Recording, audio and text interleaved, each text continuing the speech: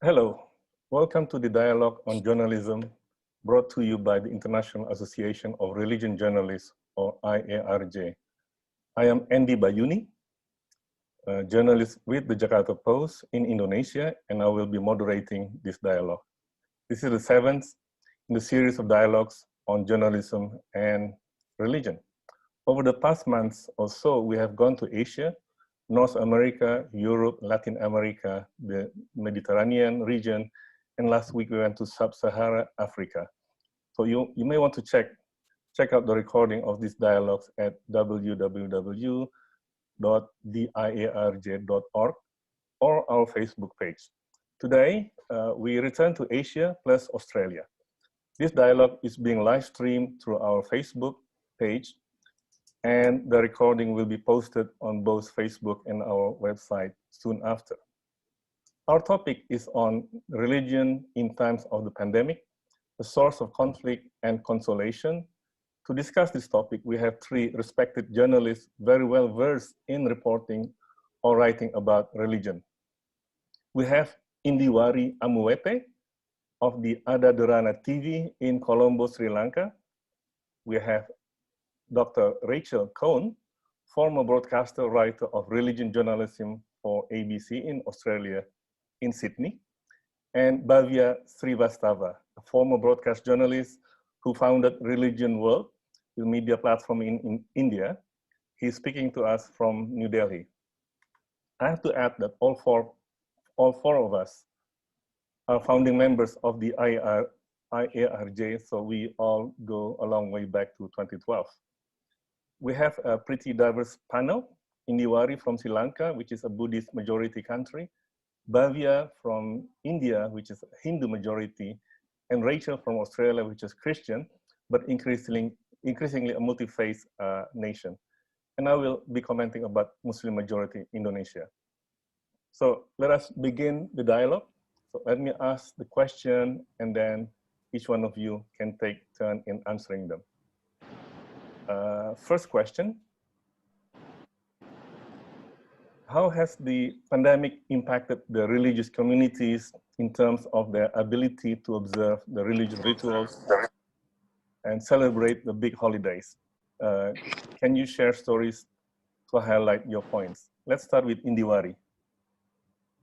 Thank you very much, Andy, and a warm welcome to Rachel and Bhavya also joining in to share our views and thoughts. And I think we have extensive experience here covering the pandemic. And here in Sri Lanka, I think as we speak now, Andy, we are facing a second wave of this pandemic. Sri Lanka has handled this situation exceptionally well, I must say, because as an island nation, we managed the number of cases, the spread. There was no community spread in Sri Lanka, so these were isolated cases. And from the period from March until August, Sri Lanka was managing it exceptionally well. And suddenly in the past 4 or 5 days, we did see an influx of patients testing for COVID-19 in zones where apparel sector workers, we have large numbers of apparel sector workers in export zones. In Sri Lanka, apparel is one of the highest export earning commodities. So I must say it is a bit of a situation here where we see these numbers being reported. But again, the healthcare system, free healthcare in Sri Lanka, and we see that the situation is being controlled exceptionally well. But to answer your question, how this has impacted the religious observances and rituals in Sri Lanka, this situation has brought some of the practices to debate as well. Faith versus common sense, I must say here, because one particular incident saw a congregation of people disregarding stay-at-home instructions. I must say that their faith was too strong, and that their argument was that God will look after them. So in this sense, it was quite sensitive, because this is something you believe in. You believe that God will take care of you regardless of the situation. And in that sense, how do you manage a population, a community who believes that they do not have to stay at home when there were strict orders? The law was strictly enforced if you do not stay at home. So this was a situation that Sri Lanka had to face. And again, there were certain other situations in the first phase, I must say, where a political funeral of a respected politician of another community, that was allowed by the state because the rituals were such of that community. But then this came to debate among other communities, how this particular community got that preference. And a third instance I would like to touch upon was the cremation versus burial issue in Sri Lanka. This was hotly debated during the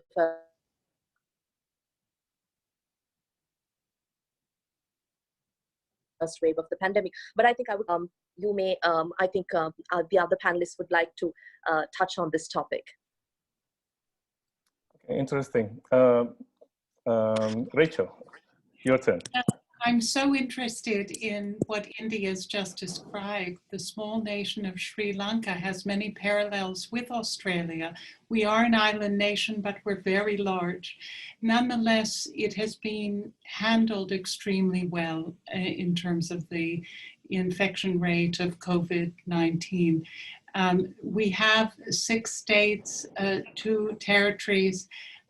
In only one of the states, that is Victoria, and it's a smaller state, we have the vast majority of infections, over 800. But the nation as a whole has had under 900 deaths. Sorry, I think I said infections. I meant deaths. In Victoria, there are over 800 deaths. In the whole nation, there are under 900 deaths. And this is due to very, good management, largely in the rest of the country. Victoria has not done very well.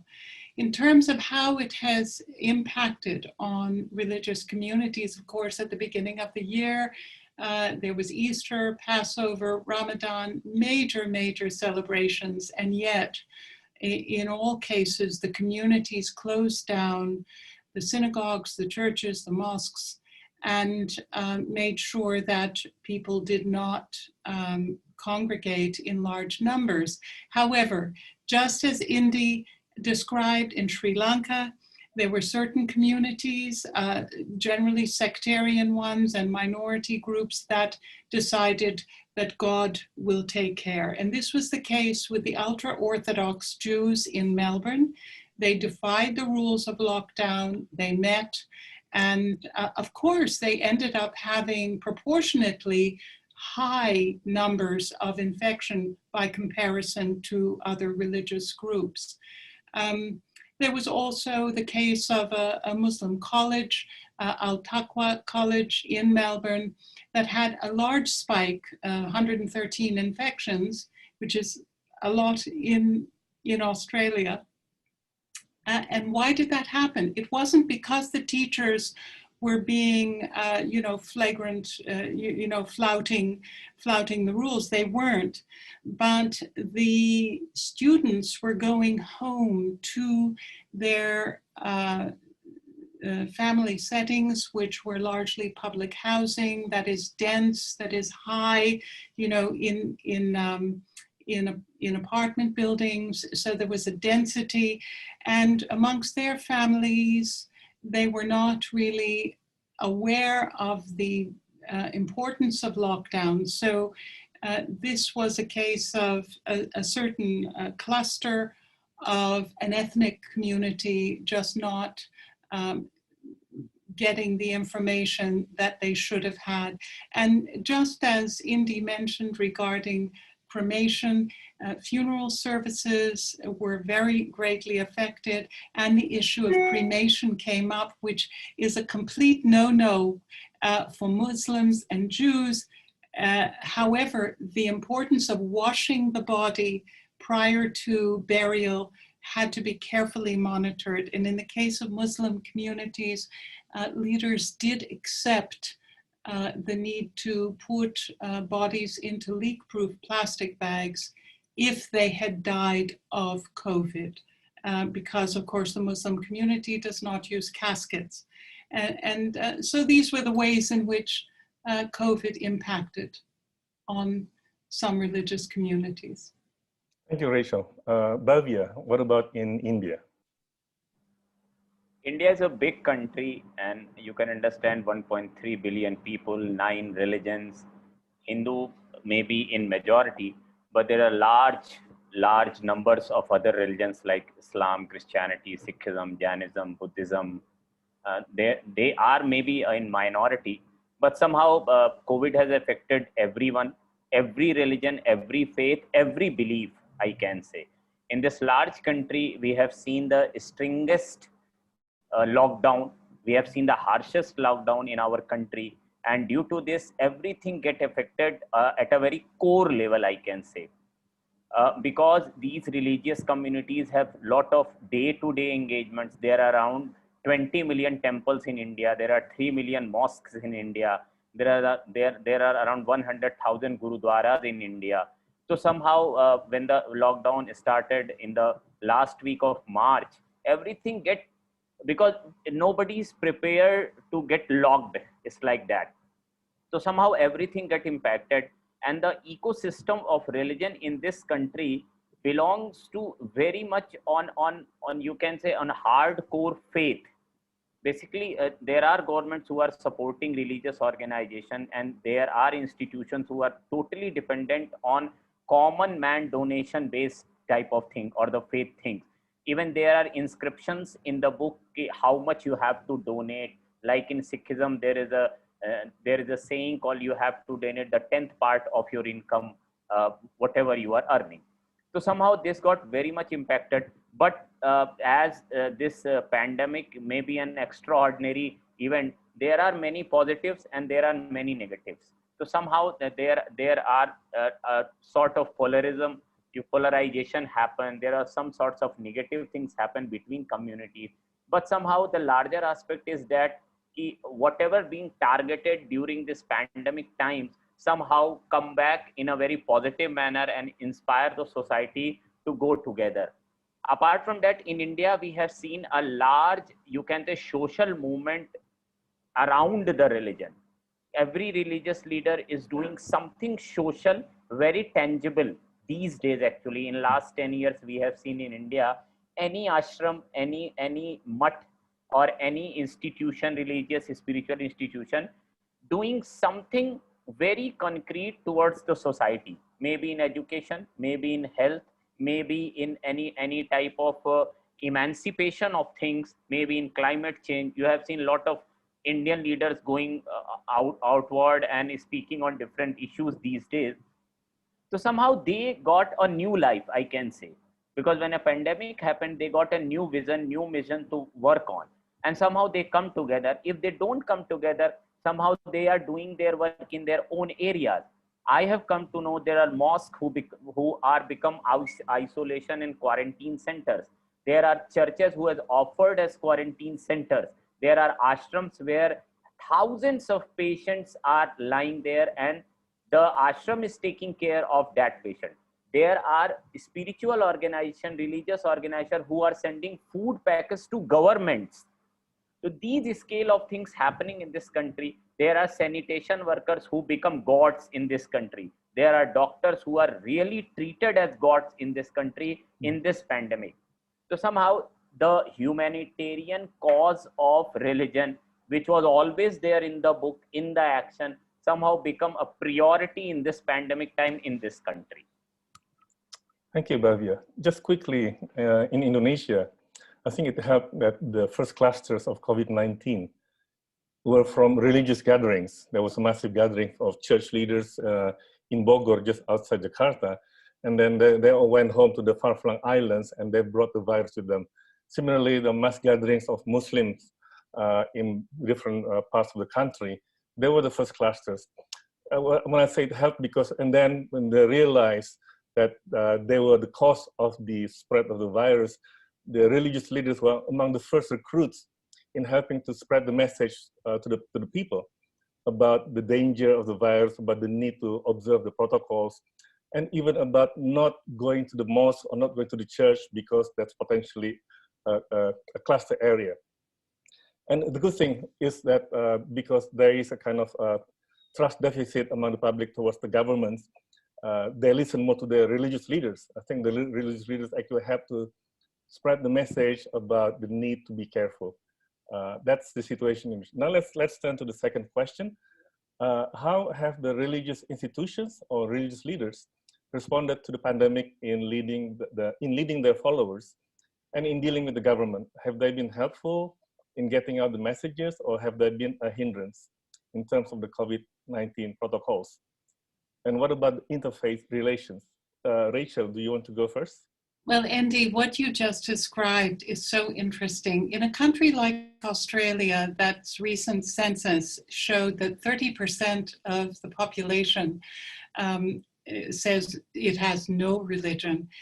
What you've got is a country with churches and religious communities that are very protective of their following. They don't want to diminish their following in a growing secularized world. So consequently, they have been very, very protective, largely, of their community, and consequently have done as much as possible to respond to religious community needs in a way that still adheres to the directives from the government.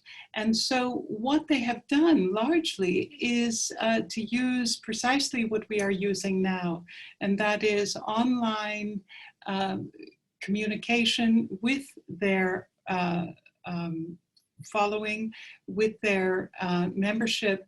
And so, for example, we've had very important religious celebrations that, and of course, regular ones as well, the Catholic Church Mass, for example, that have been available online. And I must say that if anyone ever wanted to know what does go on in that cathedral on Sundays, they can just now literally key into any number of cathedrals or churches and watch what a Mass looks like, what does the high holy day services in a Jewish synagogue look like. You can access it and watch it, and it's very interesting. Of course, for Muslims who have used mobile phones often for the recitation of the Quran, I know in Sydney many of our cab drivers are Muslim, and very often they have the prayers coming to them via a mobile phone. So being connected technologically has not been an issue for so many of these communities. And in terms of other responses of the kind that Bhavya was describing, the Hindu and Sikh communities, the Jewish and Muslim communities, the Christian communities have all been at the forefront of providing all kinds of healthcare and support, counseling, care packages, all sorts of welfare packages, clothing, have been available, and they have really, in a sense, one almost gets the impression that if religious leaders were looking for an opportunity to show how important and valuable they are to society, the COVID crisis has given them a great opportunity to show that. And they have taken it on with a great deal of love and commitment, and including the usual interfaith sessions that happen throughout the year. I'm about to host an Abraham conference, which takes place every year, but this year it's focused on healthcare. And so representatives from the Jewish, Christian, and Muslim communities will be talking about how they are providing all the kinds of health and mental and social care that people in their communities require now, especially due to the COVID crisis. Okay, Bhavya. Yes. In my country, as this COVID crisis started, there are large swaths of people who don't believe it.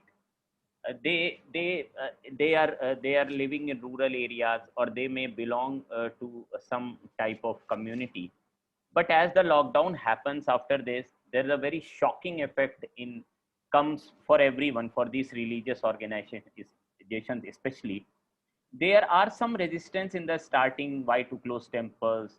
There are people are adamant to go to mosque for the prayers in the starting. But as they see, okay, as they see the pandemic is coming into their home is like that, and they don't have the control on it. Previously they think, okay, this is something belong to an urban class, and it's not happening into rural areas. And there is a very strict belief, okay, we are doing yoga, we are doing ayurveda, and we have very good lifestyle, very natural organic lifestyle, so we didn't affected that. But as some community leaders also affected from this coronavirus, then after they understand, okay, no one is safe. Somehow the relationship between, I can say, because Ramadan happened in India at that time. Also Navaratri, there is a Hindu 9-day festival where most of the Hindus take a fast for 9 days. Good Friday also happened.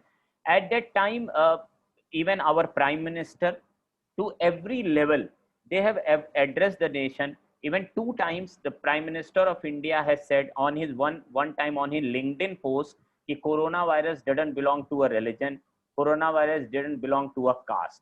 And also on the Vesak day, on the Buddha Purnima Vesak day, he emphasized ki how Buddha has told ki how to live in such situation.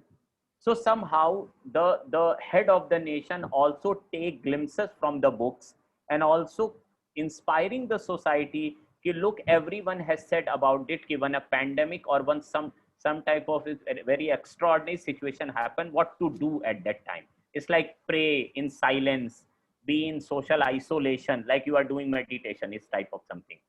So there are many things. So like in Ramadan, there are very positive stories happen. There is a very famous temple in India, in North India, which has cooked 5,000 food packets daily for the people who are doing Ramadan fast for the 30 days. There is a Sikh organization which is called United Sikhs. They have cleaned the biggest mosque of New Delhi. They have gone there, they have quarantined the center, they have cleaned the center. There is a Buddhist organization from Madras, from Chennai actually. They had a lot of counseling, education for poor children. They have sanitation worker providing this Buddhist organization. Even they have started some micro business helps. So every organization which belongs to some religious communities or religious guru has narrated, has you can say choose a area, a small area of work. There is a Sikh Gurudwara in Delhi who makes 25,000 food meals daily in normal day. They have made 200,000 food meals daily during the pandemic just for poor. So somehow this gives the ample you can say feeling of this ki what exactly religious communities can do for the society in a very practical and tangible way. So this is a revolution, this is a revelation, I can say, for every religious community and guru. Somehow they got a understanding how to connect people, because now we are saying youth is not connected to religion. Somehow corona gives an opportunity to connect with every piece of understanding in this society. Thank you, Bhavya. Indiwari, what about in Sri Lanka? You need to unmute. Indi, you need to unmute yourself. Yes, sorry about that. I think I could draw similar comparisons to Sri Lanka's scenario, just as Bhavya explained about India, because our cultures are quite similar, where we religion and faith plays a very important, a massive role in day-to-day lives of the people, be it Buddhists, be it Hindus, Muslims, or the Catholic and Christian community. At the same time, I'd like to talk about a little about the festivities that all religions, all communities of different faith and religion missed out. As Rachel mentioned, we saw the Ramadan festival that the Muslims could not celebrate as they would have wanted to. At the same time, the Sinhala and Tamil New Year, a festive occasion in Sri Lanka. The New Year, basically, January 1st is not our New Year. The Sinhala and Tamil New Year is considered the New Year for Sri Lanka. So this they missed. And sometimes it is believed as a bad omen that you don't celebrate it, but still people did take it in good spirit. And here, religious leaders of certain communities, they played a massive role, a very important and crucial role here, where they too joined hands in unison. They voiced and asked the people to stay at home. And this is also in contrary to certain other groups who, again, it was a sensitive area because they believed that they had to go to places of worship. But talking about Sri Lanka's scenario, Buddhists, they go to temple often. They believe in rituals more than the spiritual sense sometimes, because nowadays there are two sides to any religion, the spiritual practice and the rituals. So this was a massive challenge for them because it was a constant mental battle. Also, how do you practice this? Because otherwise, every evening or every Saturday or Sunday, they would engage in these rituals. Again, the Muslim community, Friday mosque, that was a big part of their lives. The Christians and the Catholics, Sunday Mass, and the Hindus going to Kovil. Now, these things were hampered. But again, we saw the television channels, broadcast media, allowing these religious leaders, communities, and leaders of communities to preach their religious beliefs and to communicate to their communities on TV, allocating a certain time or a segment on TV. So this we saw all religions coming together here, because we spoke about Easter attacks, Easter Sunday attacks, the horrific attacks that affected religious on Easter Sunday, where unexpected Catholics and Christians who were at Sunday Mass were bombed. There was an explosion there, multiple explosions. And with that, we did see a kind of warm, tensed situation among communities and interfaith communities. This too, we felt like the COVID-19 situation may have helped overcome those challenges in some form. But at the same time, I'd like to touch a little about this democratically dysfunctional news sharing on social media. This is a massive challenge to us too in broadcast media, because we do, let's say, get some information. But our duty here as journalists, I think all three of you all will attest to this. We would verify, we would clarify, we will double check, triple check, and we will ensure that this situation has happened and also be responsible in how we report. So we do take time in bringing that information to the people, be it print, be it broadcast, or even in digital platform. But when individuals, where we see citizens becoming journalists, or we see influencers, we now have social influencers on Instagram, Facebook, or we see other public figures, they too take to social media, and they would ensure that within seconds, the raw data that they receive is sent to the public, is shared with the people, creating massive repercussions. Now, this is a challenge in Sri Lanka, because sometimes, if I take you all back to the cremation versus burial matter. Now, this was a matter between the community leaders, the community, and the authorities. And this did not warrant the involvement of other communities, because frankly, this was something very sensitive to the Muslim people. But at the same time, the authorities had a strict guideline and protocol here in Sri Lanka. So that was something that the community leaders and the authorities had to deal with.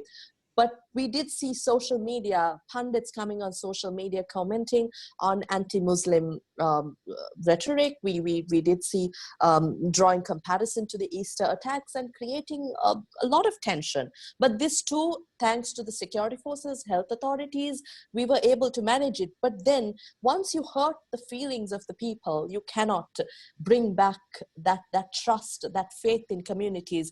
Again, Sri Lanka faced a 30-year battle because sentiment and feelings were hurt among communities. So we have to be very careful here, very thoughtful in how we deal with people. So something we request all those who use social media, again, is that we have to be careful, take responsibility. The simple answer is to be responsible and accountable for what you share on social media or anything. Even when somebody calls you and asks whether, you know, the situation is aggravating, you don't have to create panic. Panic never takes us anywhere.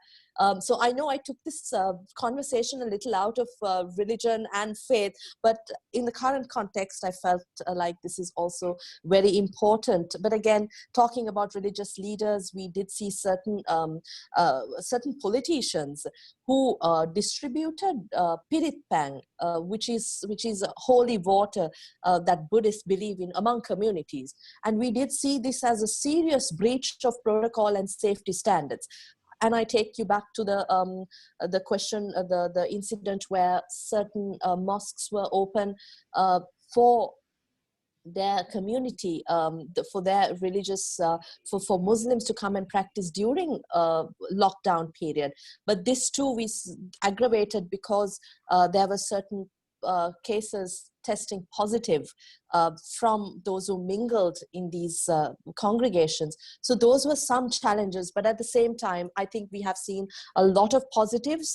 Although we say stay at home and it feels like you are restricted, we did see a lot of people finding different ways to come together and still engage in their religious practices. But something significant is that the pandemic forced the religious communities to focus on spiritual aspects more than the rituals. So spirituality was something that I think they practiced on, be it meditation, be it practicing the Quran, be it the Hindu practices. So I think that is something significant too. Yeah, well, in the case of Indonesia, you know, we celebrated many of the religious holidays as public holidays. We had the Waisak, I think back in May for the Buddhists. That's always been a solemn affair because that's the way they celebrate. And the Hindus in Bali, they celebrate the Day of Silence. So that's always a somber, a quiet celebration. But the Muslims and Christians, we have a tendency to celebrate in a big way the end of Ramadan, the sacrifice day, Easter. But this time, because of the pandemic, there's far less the commercialization of these public holidays, and people were actually observing these holidays at home, maybe more in a spiritual way, more with the family. But I think the good thing is also during Ramadan, people actually are more generous in giving donations, alms to the poor. And during the sacrifice day, Eid al-Adha, I think back in July or August, again, there were plenty of meat slaughtered and distributed to the poor, not just Muslims, but also non-Muslims. So a lot of good things happened during this pandemic. Now let's move to the third question, and this has to do with our profession. So what challenges do you confront as a journalist in bringing these religious-related stories of the pandemic? Bhavya, would you like to go first? There are some sort of challenges because if you see everything is locked down, and as media you have the permission to go out. So the first challenge is to getting the permission to cover it. Actually, there are certain government guidelines in which every journalist is like not allowed actually until unless you have a particular organization or like that. Second thing is this: the information only comes from the government side. If you go on ground, everything is closed, and you see many critical situations and many things which is can't believable. Like the migration thing happened during this pandemic in India, and there are millions of people who migrated from urban places to their small cities or rural areas or villages like that. So somehow covering this in a pandemic is a challenge, because there is a virus outside there and there is no protocol following there. There are thousands of people just walking through on the roads. So how to cover that? So that is a very big challenge.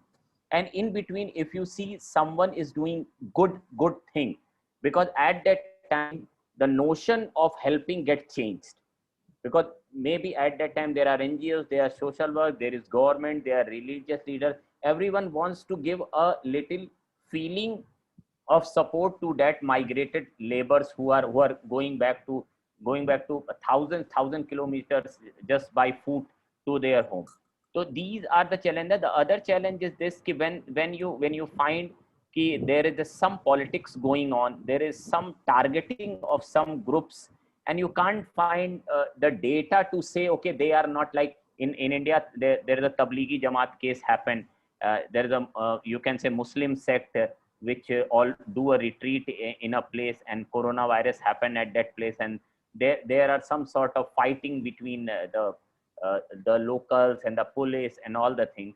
So at that time, reporting with the factual things get little, you can say, it's a challenge to get the real fact out, because if you have a tilted media, or if you have a social media which only promotes the government, there are only black and white on the social media. So it's very tough to get the data, the real data from the Muslim organization, because they are not trusting the journalists. They are not trusting the media, because they get blacklisted, or they get somehow portrayed as a negative force in that pandemic. So they are not trusting any journalist, maybe your religion journalist, your social journalist, or political journalist. So getting their version is the most difficult part. There are a lot of lacuna in the system, where people died not due to the medicines, not due to the ventilator, not due to the services, and some organization it wants to help. So there are a lot of challenges in this pandemic, which as a journalist I also face. I didn't get very real information. I don't want to take the information from social media without getting from the source actually, and check twice actually. So these are the pandemic challenge. When you have a stringent lockdown, when you are seeing a mass migration on the roads, when you are seeing the system is not working, when you don't know how to get the religious data or religious version purely from the source. So these are the basic challenges here in my country. Indy, do you have problems, or your journalists have problems in getting access to the news, to the stories? I mean, yes, Cindy, I think Bhavya mentioned many of that. At the same time, I'd like to add to this that most of the challenges, if you may, if I could categorize it, it's fourfold: health and safety. Safety to individuals as journalists. How do you ensure your safety, health in times of a pandemic? Because if you are to report, to bring the truth, to talk to the people, you have to ensure that you're safe too. But you have to go to the ground if you are to report the truth. Secondly, government stipulated protocols, health and safety standards by health authorities. This is also a challenge, but we have to do it because we have to ensure that we don't risk ourselves and the community at the same time. Thirdly, how we're going to be factually correct. I think Bhavya mentioned this too. We see an influx of information here, but at the same time, you get the government giving us information. At the same time, there's a side of the people too, those who have challenges. But how do you verify that? How do you do that without going to the ground, talking to these people, seeing these people? Sometimes in today's day and age, mobile phones, that technology enables it. But at the same time, you might want to visit them. But how do you do that? How do you bring out a story without that part, that side, to complement the information that you have received? And then fourthly, I have to also say about managing sentiments and the people's, how they feel. Take you back to the cremation versus burial issue. again, a very sensitive issue, but when we as media report it, some reporters may have their faith bias, their religious beliefs. So they may try to report it even unknowingly, unintentionally from their perspective. But this will damage the feelings, hurt the feelings of the Muslim community. So how do you ensure that you don't really hurt a society or a community that is already hurt and who feel sidelined because of this issue? So those were the challenges, I think, that we faced. But at the same time, I could expand on these areas. But I think Bhavya gave us a lengthy explanation, and I think it applies to us too here in Sri Lanka. So maybe during our question and answer session, I would like to talk more on this. Okay, Rachel, what about in Australia? What about the Australian journalists in? I think very briefly, Bhavya and Indy have already identified many of the important issues that challenge journalists, and I would say social media and the saturation of untested and unchecked information is a real serious issue. But in Australia, you know, we are such a sensitive, advanced society. You know, we're very multicultural, and we're very, very concerned about possibly hurting any community and identifying any community that might in any way experience adverse effects if reporting on them might incite violence. Or so what ends up happening is that our journalists just avoid the religious issue altogether. And instead of looking at the religious dimensions, how religious communities are coping, and indeed how they are responding very positively in so many ways to the challenge of coronavirus, instead they're just focused entirely on politicizing everything about the coronavirus. And I think as religion journalists, it's very disappointing to see that there is no coverage of how religious groups are doing, not just positively, but also how badly they're doing in some cases. One finds there's almost a blackout there for fear that it might cause tensions and conflict in an otherwise, you know, calm society, or at least that's the way Australia likes to see itself. And I'm pleased to say we largely achieve that. But that means that the whole religious side of this issue is just not there in journalism. Okay, I think we move to the fourth and last question because we are running out of time. So moving forward, what issues do you foresee coming in the next few months on the question of the pandemic and its impact on religion? Now, people are talking about vaccine becoming available soon. So how significant is the anti-vaccine movement in your country? I understand many of this opposition to vaccines are actually founded on faith. Indy, would you like to start? Yes, thank you for that question, Andy. I think moving forward, that's really what we need to focus on. Here in Sri Lanka, the anti-vaccine movement is not very strong, but we do have communities and believers, people of faith who believe that vaccine, they will not comply with any vaccine or any solution, medical solution to COVID-19. So that's a challenge. But at the same time, we have been using certain treatments here in Sri Lanka since COVID-19 with WHO approval to combat the symptoms and to treat the symptoms of COVID-19. So while they are in quarantine, I think world over we see this happening. But because we see the health sector very strong their effort into a COVID control situation, battling COVID-19. We see that the people today have more faith in the security forces, the health sector, the health professionals. I remember what Bhavya said here. Health officials are God. They regard them as God sometimes.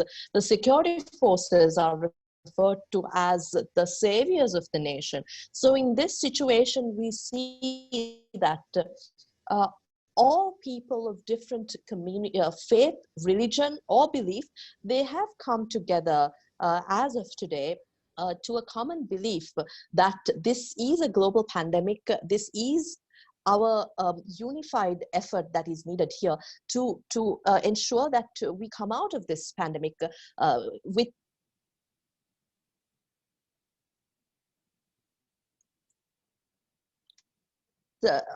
maybe taking into, let's say, authorities who have given out issued regulations, and also health and safety, the doctors, nurses, the health sector, those in the front line who are battling. So the people are with them, and we don't see a massive challenge moving forward, but the challenge is how we actually re-employ some of our people who have lost their jobs, who have been working on a daily wage.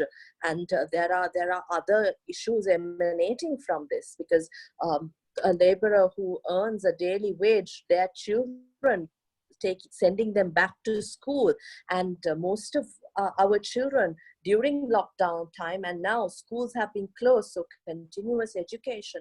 This is a different topic, but I believe that world over, we are all fighting this, and there will be common answers. There will be proactive answers and solutions found in this regard, because employment and the livelihood, that is the biggest concern today of the people and of authorities, I believe. Okay, Rachel, what about Australia? Well, Indy, you mentioned the anti-vaxxer movement, and Indy did too. It is perhaps a small but very troublesome, very vocal movement. And what's surprising perhaps to understand is that it's often affluent suburbs in places like Sydney and Melbourne who have a very high ratio of people who are anti-vaxxers, and that's because they're obsessive about their health, and they believe every new fad or health news on the internet, including that vaccines cause autism, for example, which was promoted in a very, very popular video on YouTube called Plandemic. Dr. Mikovits was the one who promoted that idea that particularly the COVID-19 business and you know, its danger, as well as the vaccines, is all part of a global conspiracy. And again, these are heavy internet users who are available to believe so many conspiracy theories that have become popular now. A very worrisome development in Australia, as well as in Europe and America and the UK, is a very distinct rise in anti-Semitism, alleging that Jews invented the COVID virus. They are spreading it, they are benefiting from it, etc. And this is all part of the anti-Semitic trope that also blamed the Jews for the AIDS virus, Ebola, SARS, and 500 years ago, the Black Plague. So it's having a reprise in our current world. And that is really worrying to what is actually a very small minority in the world population. And in Australia, it's only half of 1% of the population, but it's gripped people here. How to put the brakes on this is of real concern, but it's all part of the scapegoating, which also occurred for a short while with Muslims, when a Muslim woman was stopped by policemen for breaking the curfew. She was probably mentally unstable. She was very upset and she spit on him, which was a very bad thing to do. And of course, what happened was it immediately spiked this, idea that, there's a Muslim COVID jihad, which I understand is also the case, a belief amongst some in India that Muslims are spreading this. But fortunately, that was localized and short-lived, and that kind of scapegoating hasn't occurred. In fact, in terms of the future, apart from the examples I mentioned, on the whole, religion has not been scapegoated in Australia. It has been seen as quite a positive force in our society. And I would say, to sort of sum up, in terms of the future, in an odd way, religion has benefited a little bit from this COVID crisis because it has innovated and has learned how to bring its services to people who are locked down and in their home much more efficiently, and that is online. And that has been a great boon for religious communities in Australia. Thank you. Bhavya, your Yeah. thoughts on the coming months?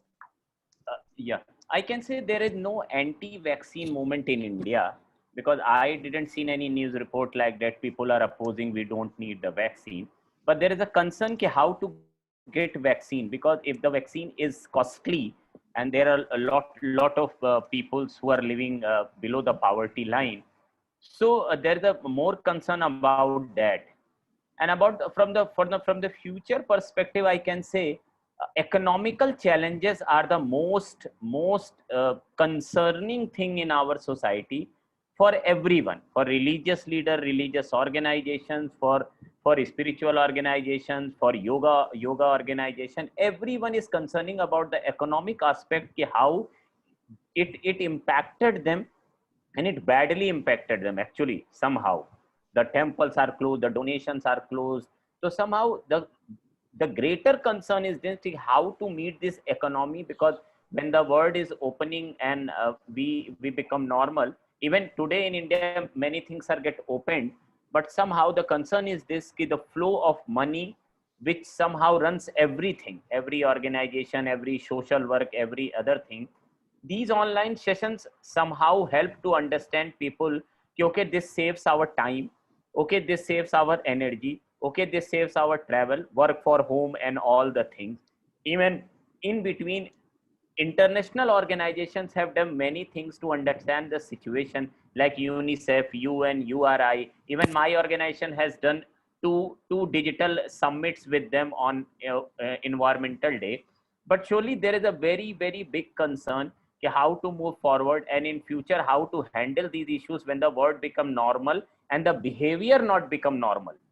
So the very tricky thing is this, okay, the world become normal, virus gone, but somehow people become cynical, people become less you can say they are very sensitive to things, they are very sensitive to their health, they are very sensitive to their children, they are very sensitive to insurance, they are sensitive to many communities also, because there is a hatred, there is a polarization happen in many societies on the name of pandemic. So after that, these are the challenges which every society has to face. Even in London, I was reading like anti-vaxxers, like 5G thing happened in London. In Australia, like Rachel has told us what is happening, spitting going on.